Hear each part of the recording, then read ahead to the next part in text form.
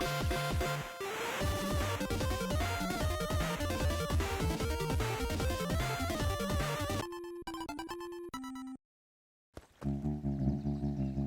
all know there's something wrong with this town. It's just easier to look the other way. The truth is...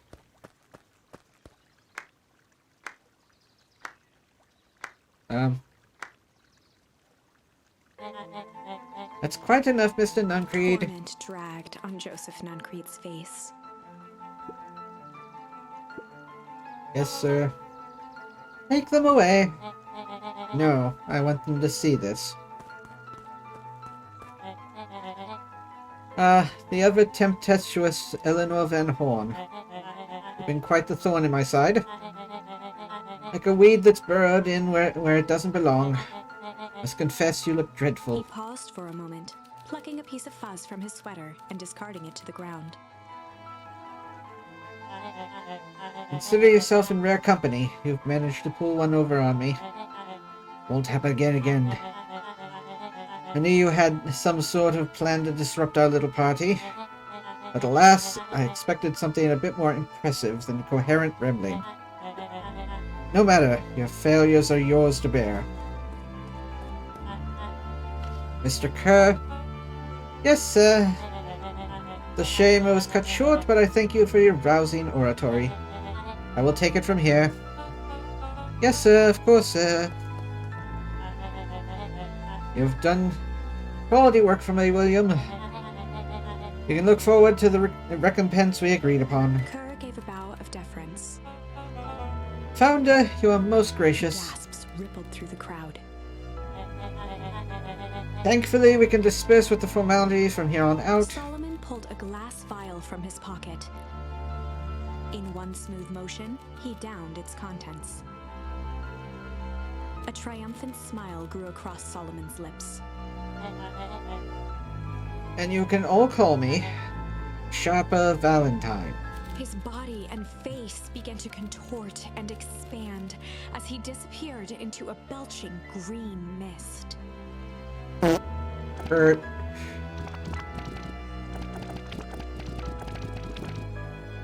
A hushed horror gripped the crowd. This is a story about change.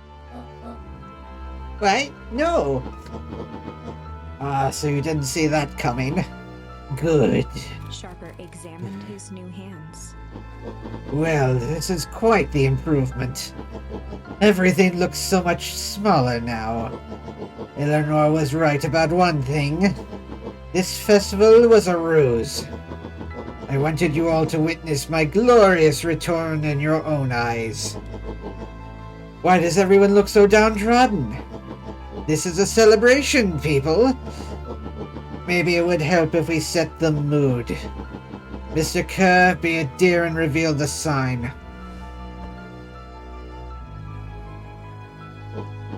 Ha! Wonderful! Sharper choked out a crude squawk of a laugh. Frustrated grumbles sprinkled through the crowd. Sharper, you malice bastard. Ooh. I'm glad you're back so I can tell it to your face. You destroyed this town. We ain't gonna let you get away with it again. Sorry, but it's not time for audience participation. Some assistance, Mr. Kerr. William Kerr gave a subtle nod to the clipboards. You coward. Does anyone else have something to contribute? Helpless quiet settled over the crowd. I thought so. Did you truly believe you can be free of me? A town of complete and utter fools. You people should be celebrating my return. You're clearly lost without me. And that leads me nicely to my children. Daddy? I gave you both the greatest gift a parent can give. The opportunity to prove yourselves in my absence. Squandered. To say I'm disappointed would be an understatement. Would I? Silence, Augustus. An adult is speaking. I don't know which is worse, a son who's completely hopeless, or a daughter with such potential who inevitably lets me down. Eris, you fail me with admirable consistency. Admirable consistency. Truthfully, I was counting on it this time. Father, I've been wasting my time, my dear. What have you accomplished? I was focused on cementing our legacy. Legacy? Legacy? Who needs a legacy when you can just live forever? But what about you? It's alright, kiddo. I'm afraid you suffer from a complete lack of imagination. Oh, okay. I wouldn't mind that myself. There's just no helping it. Now then, where's Joseph? You didn't take the opportunity to slip off, did you? Ah, there he is. Everyone should give him a hand. None of this would have been possible without Joseph. I think you've said enough. Nonsense! The people deserve to know how helpful and loyal you've been. I only did what I did because he left me no choice. You always had a choice, Joseph. You were simply too weak to take it. No matter. Cheer up! You're about to be rich beyond your wildest dreams. You should follow Mr. Kerr's example. When I found him, he was in a sorrier state than any of you. An aging actor desperate to recapture his youth. He played his part, and soon he'll be able to play the leading man again. Forever, in fact, if he remains loyal. That goes for all of you. Well, those who haven't already frittered away my goodwill.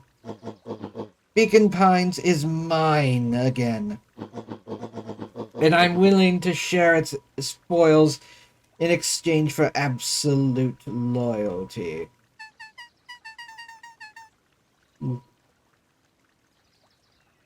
That voice is like sandpaper. Are you saying William Kerr was never in charge of printing harvest? Huh! You think that puff-up blatherskite could have accomplished all of this? Dawn, I suppose it's time for your big exclusive. Sharper addressed the crowd with indignant pride. He'd planned this moment for so long that now, at the deed's fruition, it almost felt frivolous. You see, I needed a figurehead to hold things down while I orchestrated my return. Someone to misdirect, lie, and bilk this town for a spell. So I invented William Kerr. Take your bow, you've earned it. Mr. Kerr flourished a preposterously elaborate bow.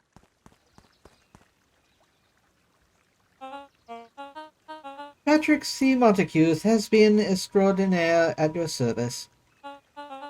Founder, I just want to thank you again for this opportunity. It truly was the role of a lifetime. Really? Where the heck did that voice go? Wait. So this Bill Kerr is Pat C the whole time? Now your secret is out in the open. What's to stop this town from rising up against you? Oh, that's the delicious part. Fear. Thanks to our clipboards, I know each and every person in this town's fear most. And I will make those fears manifest for anyone who steps out of line. The choice is simple. I'm not afraid of you. Ha! The young hero. I've kept a keen eye on you, boy. You and your friends made a habit of disrupting my plans. What a pity. If things had gone a bit differently, you might have had your moment of triumph. But that's fate for you. You can't do it. Oh, but I can. I have won. Never underestimate what a great man can do given time. And now time is my plaything.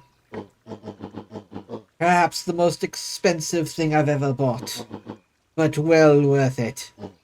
Sharper coughed up one final laugh and cracked his knuckles. Finally get to do one of those laughs. Ooh. Ah, I hope he doesn't have many lines. Ah, fair enough chit chat. Let's get to work, shall we? And so, Sharper set about remaking the town in his own image. The fertilizer factory soon reopened for business. Sales rose steadily as more and more farmers across the countryside began to swear by its miraculous properties. Beacon Pines became famous, a secretive town that, for the right price, shared its gifts with all. Gifts that became more and more necessary in a world where winters grew longer and longer. The end. Oh, that's not a very good ending. This is wrong, but things are becoming clearer now. You can feel it, right? We can't let Sharper win. He might just be the key to this whole thing. Let's see.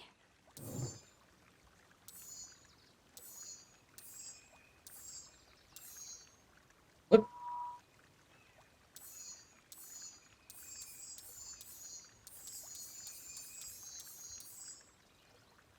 And this is the time when he sent me to my doom.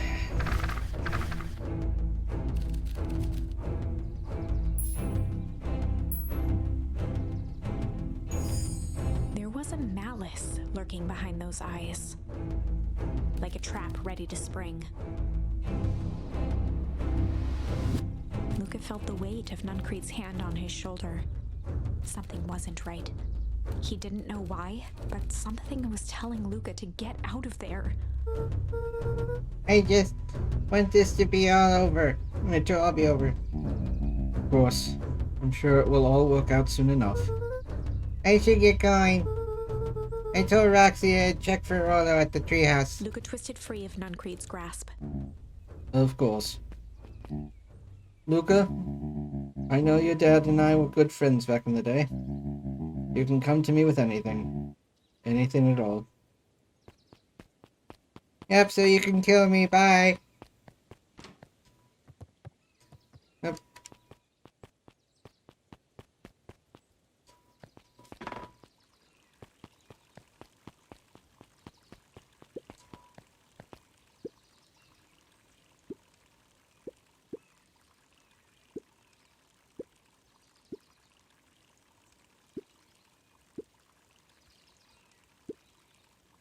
The two scurried off, eagerly. I remember that from the previous one. Okay.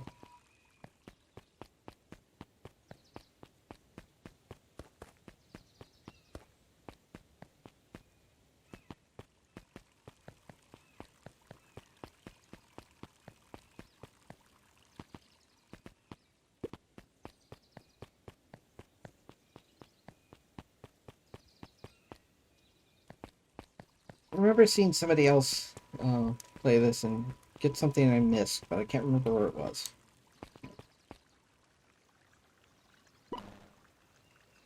Identify yourself, please. Nellie Modwell. I'm here for... I work here now. I am unable to locate you on our staff roll. Oh, I don't officially start until tomorrow. Mr. Kerr said I can come in early tonight to get a few things done. Hold, please. Clearance authorized. Thank you. Our harvest waits. Oh, I work here too. Wait, no I don't. Whoa. You can get a... what was his voice again? You can get a wrenched noggin sneaking up on a guy like that. Wait, that definitely wasn't it. Don't scare a man like junking, Sonny. Evening, Geoff. It's kind of late to be junking. Might as well same thing to you. Ain't anything good? Bah. Ever since Brian has moved in, even the junk is trash. You can learn a lot about a person by looking at what they throw away. I'm not even gonna try. With a bunch of all this shredded paper and coffee cups. I'd rather get going. I didn't see nothing, you didn't see nothing. See what? Exactly. Oop. Hi, Toppy. Oh, you want to talk to me? Okay. Whenever Luca saw it, reminded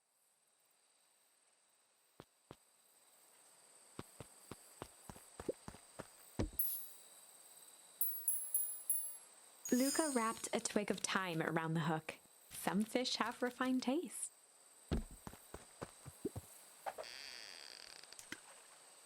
Fishing minigame.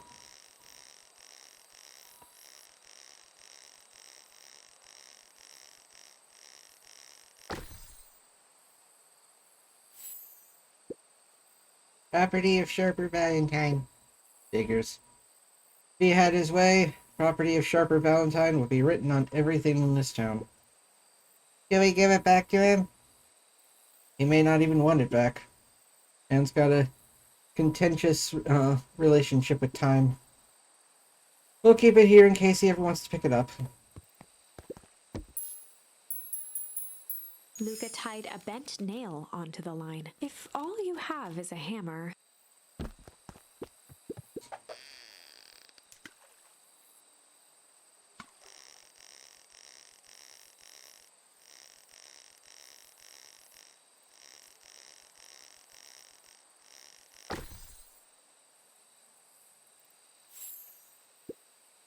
It's a photo of you and Uncle Joseph. Let me see that. Those two young fools. How'd it end up in the bottom of the pond? Who can say? Hey, Miss Uncle Joseph. How come he doesn't come fishing with us anymore? He's busy with his new job at Valentine's. What's the new job gonna do with him fishing with us?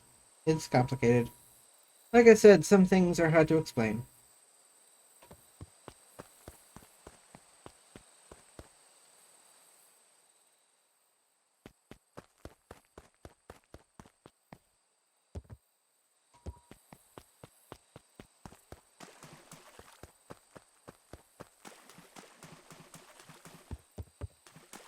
Oop.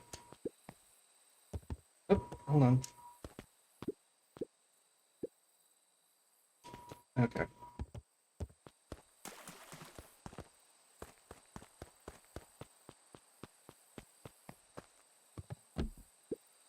Yeah. He aired a long holler into the woods. Yeah. Eh. Rhoda, wherever you are, I hope you're okay. Luca felt his eyes getting heavy and plopped into the beanbag. He conceded. This to game his really weekly makes me want to get a embrace. beanbag.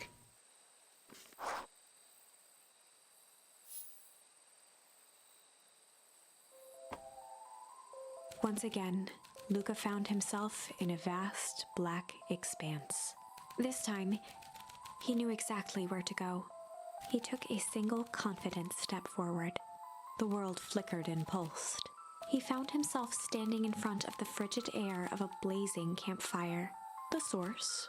He plopped down cross-legged and gazed into the cold flame, waiting.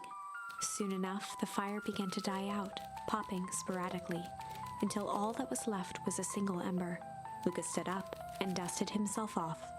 He plucked the glowing ember from the cold ash, examined it, and slid it into his pocket, a keepsake. The voice of his father spoke behind him. "You made me proud, buckaroo." Luca turned to face him.